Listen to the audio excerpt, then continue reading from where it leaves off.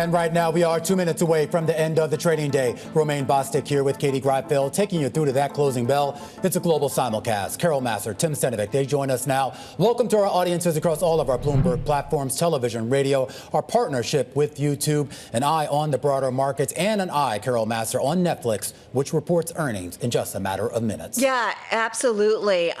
We are definitely focused on it. Keep in mind, the stock's down 22% year to date. It's off more than 30% since hitting a high on 416. Why is that important? That's the last time it reported earnings, and there was some disappointment in terms of its profit outlook. So we're definitely homing in on that one. But I think it's interesting that here in the last few minutes of trading, you see some buyers coming in, pushing those major averages off their lows of the session. All right, I'm always keeping an eye on oil prices, as you guys know, especially of late as we've seen things flare up in Iran and in the Strait of Hormuz as the U.S. continues its barrage on Iran. Katie, today, oil prices not changed significantly, actually.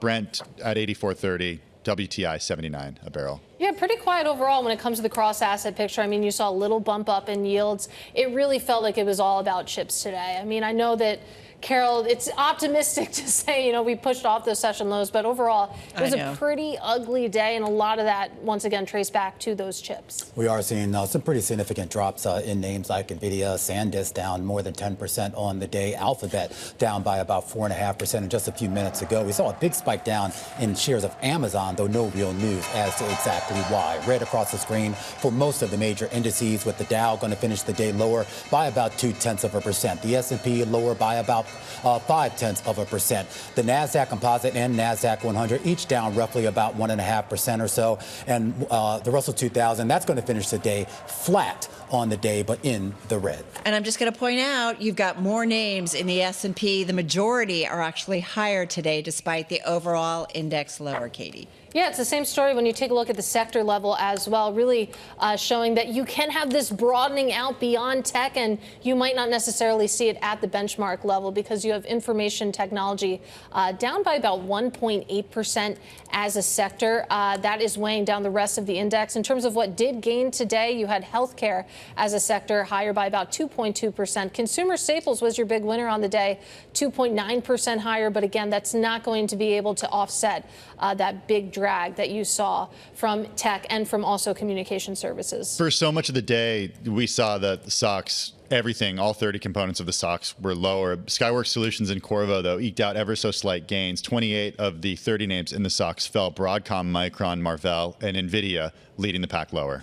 Netflix share earnings crossing the wire right now. We'll start with the most recent quarter, the second quarter revenue, a modest miss, $12.56 billion. The street was looking for $12.58 on average. It looks like for free cash flow for the most recent quarter, $1.53 billion. That's a big miss. The street was looking for $2.72 billion. EPS in the quarter, a beat by 1 penny at 80 cents. Here's your forecast for the current quarter. The company sees EPS of 82 cents a share. The estimate on the street was for 84 cents a share. With regards to revenue for the current quarter that we're in, the third quarter, $12.86 billion. The street was looking for $13 billion. Similar story with some of the other numbers here, guys, as we start to parse them. But it looks like a miss for the second quarter and a slight guide lower for the third. All right. So what's interesting is there was a miss last time around, and we did see the stock sell off. Lucas Shaw out with a story already on the Bloomberg, reminding everyone what Romaine said. Netflix forecasting a second consecutive quarter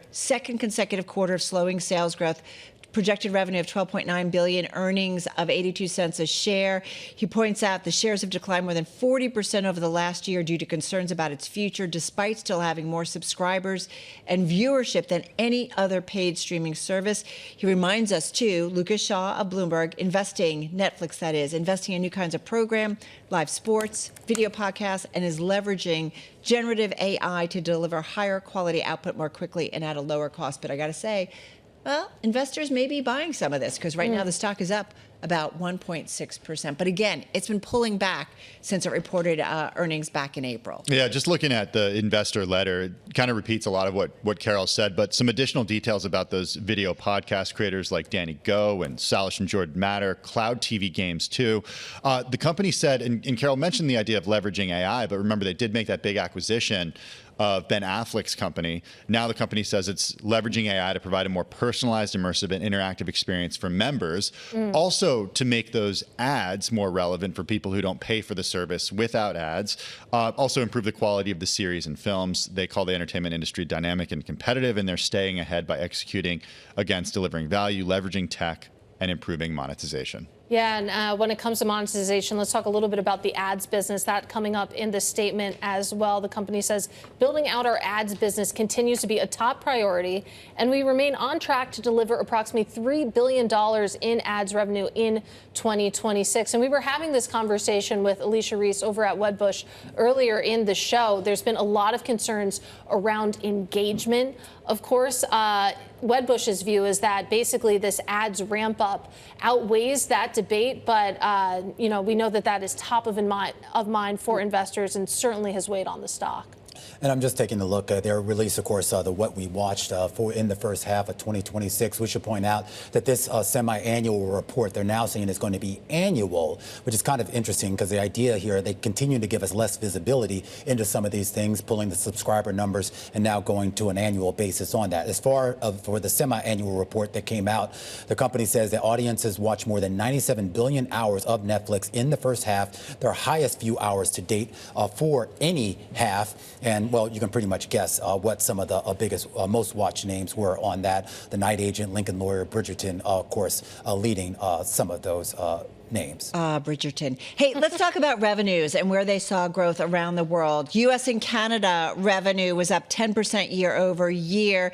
That estimate, though, did come in a little light. When we talk about Europe, Middle East, and Africa, that was up 14% year over year. That was spot on at about $4.03 billion. Latin American revenue was up 21% year over year, a little bit higher than the street forecast. And APAC revenue, that growth was up 16% year over year, and that too came in a little bit light. So it looks like around the world, maybe not hitting those numbers when it comes to revenues. So, Romaine, you mentioned the change in disclosures. The company saying it's in the letter, quote, evolving our view hours disclosure. So the change, they're going to report these industry-leading title by title and total view hours data, including weekly top 10 lists in more than 90 countries, separating the publication report from our earnings results to keep the focus on our primary financial metrics, which they argue is revenue and operating profit. I think a few years ago, if we would have said what are the primary metrics, it would have been total number of users. They don't report that anymore. They don't report that, but the financials aren't holding up. They also said last quarter that they wanted to have much more of a focus on cash flow, and those cash flow numbers, at least based on what Bloomberg's reporting, missed pretty big. And so it raises a lot of questions that as you pull back visibility from what people are watching or how they're watching it, and now you're saying, okay, well, the financial numbers are what we should be pointing to. What am I looking at here that's positive? I do think it is interesting that it seems like less disclosure is sort of the trajectory that Netflix has been going down. That decision to stop breaking out subscriber numbers now when it comes to the What We Watched report, going to be annually versus twice a year.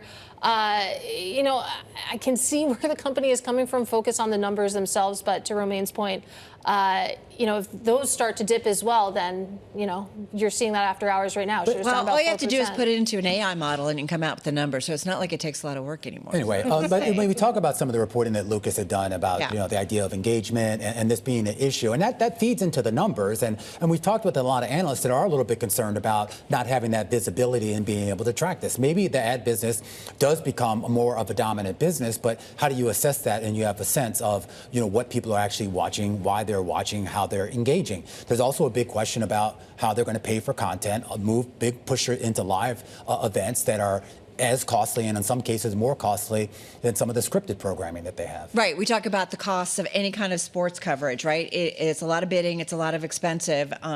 It's very expensive, I should say. So go back to free cash flow, $1.53 billion. Again, I want to go to that number that you are highlighting, down 33% year over year. The estimate was for $2.72 billion. What was the most watched movie in the first half, Carol Massar? I don't know. War Machine.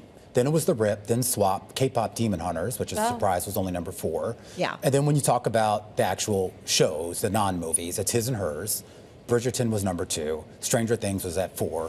And then it kind of drops off after that. I haven't seen one of those titles. Have you seen Miss Rachel? No.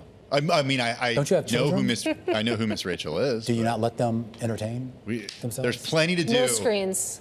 without, the It's just One thing at Tim household, no TV, no junk food. It's just, sit there, eat your carrots. You know, and read a I'm book. that type of Boiled dad. eggs. He's very careful what goes in those kids. With those kids. Good for him. Hey, the one thing I'm curious if it'll come up on the earnings call. Remember, it was in April too that they authorized, I think, an additional $25 billion buyback. So I wonder Yes, if they pare good back point. on that. Yeah. So we'll look for some stuff on that. Yeah. And we know you're watching Bridgerton, Romaine. You can share that with all of us. You're I among don't know what friends. that is. Yes, you do. Is that like Downtown Abbey? No, much better.